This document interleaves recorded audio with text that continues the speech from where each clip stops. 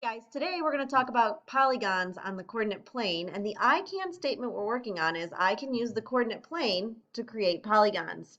So let's go ahead and get started.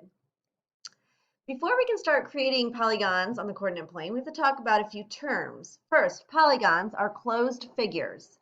Those triangles and quadrilaterals are going to be the two types of polygons we're really going to focus on in this lesson. Triangles are classified by their sides and by their angles. So, if I'm looking at their sides and they're all equal, it's an equilateral triangle. If I'm looking at their sides and two of their sides are equal, we call that an isosceles triangle. And if I'm looking at a triangle with no equal sides, we call that scalene. Now, angles. Acute triangles are those triangles where every single angle on it is an acute angle or less than 90 degrees. Obtuse triangles are those triangles where one of their angles is more than 90 degrees. And right triangles are those triangles where one of their angles is exactly 90 degrees. Now, let's talk about quadrilaterals. One type of quadrilateral is a parallelogram. You will notice their opposite sides are equal to each other, and the top side and the bottom side are parallel to each other, and my two left and right sides are also parallel to each other. So let's look at some other shapes that fit the parallelogram's definition. A rectangle is a special kind of parallelogram where opposite sides are equal or congruent, but they have to have four right angles. Another type of parallelogram, is a rhombus. And a rhombus is a parallelogram where all four sides are equal. But look at the angles. They're kind of pushed over. They don't have to have right angles. There is a shape that connects both rhombuses and rectangles, and it's another type of parallelogram called a square. A square is a shape that has four equal sides and four right angles. Trapezoids are another type of quadrilateral. Trapezoids have the two sides that are parallel to each other, but the other two sides don't have to be.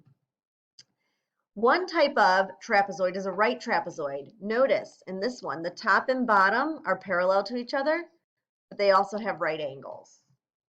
An isosceles trapezoid still has the top and bottom parallel to each other, but these two sides are going to be congruent or equal. A kite is another type of quadrilateral where their adjacent sides, meaning the sides that are next to each other, two sets of adjacent sides are going to be congruent or equal to each other. Opposite angles, then, one set of opposite angles are congruent. A rhombus is a special type of kite because they have two sets of adjacent sides, even though all four of them are. And a square is another special type of kite. So a square gets to have lots of different names. So we're going to use the properties of the polygons that we talked about to find missing coordinates. So here are the polygons that we're really going to focus on in the rest of this video. A square, four-sided figure, two sets of parallel sides, four right angles, four congruent sides.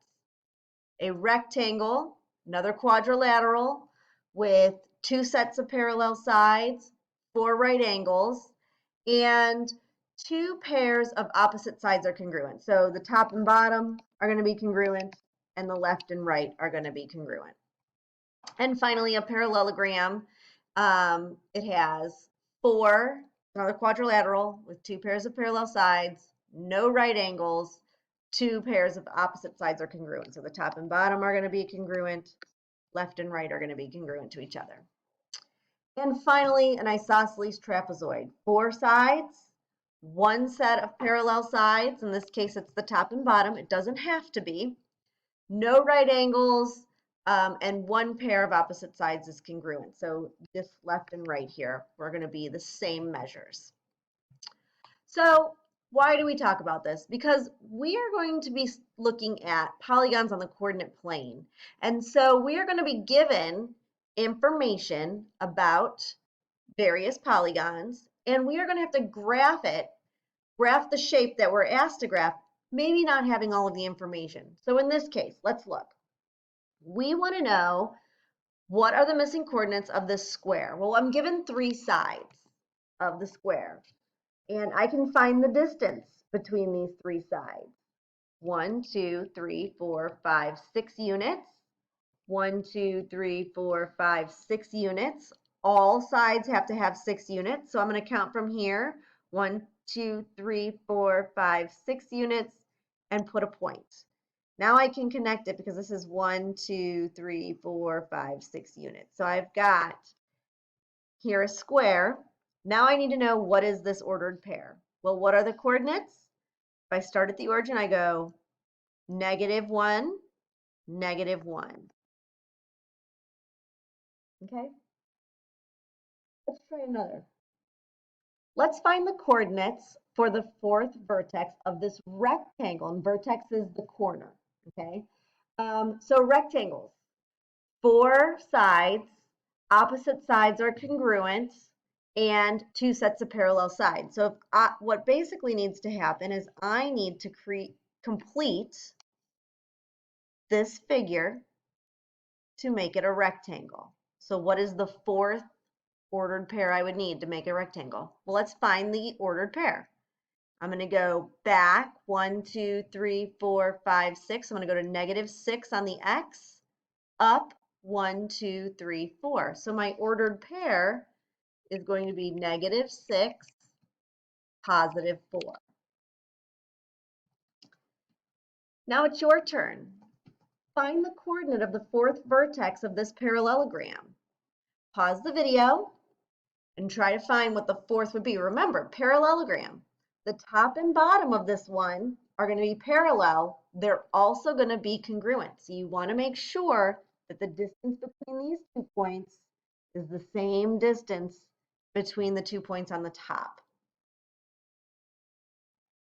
Okay, let's see how you did. Now, here we go. I want to first find the distance down here. 1, 2, 3, 4, 5, 6, 7. Now my top also needs to be 7 units long. 1, 2, 3, 4, 5, 6, 7. This is where my 4th point is going to go to form my parallelogram. So now let's find that ordered pair. Start at the origin, go over 1, 2, 3, 4, 5, 6 on the x, up 1, 2, 3, 4, 5, 6, 7 on the y. So my ordered pair would be 6, 7. Try this one. Find the coordinate for the missing vertex of this parallelogram. Okay, let's see how you did. I'm going to start by finding the distance of the bottom here. 1, 2, 3, 4, 5, 6, 7, 8. So that's the same distance I need to have for my top side. 1, 2, 3, 4, 5, 6, 7, 8. Now, remember when we were talking about distance earlier? What we can also do is look and say, hey, these y coordinates are the same. So I'm going to look at the x coordinates. What's the distance between -5 and 3? It's 8. So I'm going to come up here, and I need to go 8 over from -3. That puts me at +5. My y coordinate is going to be the same, -2. So I'm going over 5, down 2 to get to this point. Now try this one. We are looking for an isosceles trapezoid this time. Remember, that's going to have one set of parallel sides, and these 2 sides here are going to be congruent. Okay, so give it a shot. Okay, let's see how you did. Now for this one, you might want to look and say, okay, how many do I need to go over from the center of these? So I might draw this line down and say from here to here, I had to go out an additional 1, 2, 3. So the same rule is going to apply here. From here out, I have to go 1, 2, 3. Because I want the side of my isosceles trapezoid to be the same length. So they have to have the same triangle added on to the middle quadrilateral there. So now let's find our ordered pair. We're going to go over 1, 2, 3, 4, 5, down 1. So 5, -1 would be my ordered pair. Here we go. Let's try this one. Let's make a parallelogram. Okay, let's see how you did. The distance between the two bottom points, it goes from -6 to +1. So opposite signs, I'm going to add them. 6 plus 1 is 7. That means I'm going to have to go over 1, 2, 3, 4, 5, 6, 7 to form my parallelogram. And now let's find this ordered pair. I'm going to go over 1, 2, 3, 4, up 1, 2, 3, 4, 5, 6, 7. So +4, +7 are my coordinates. We're done with this video. You can go back and watch any part as many times as you need, or you can watch the whole thing. Now it's time to practice. Let me know if you have any questions, and I'll talk to you soon.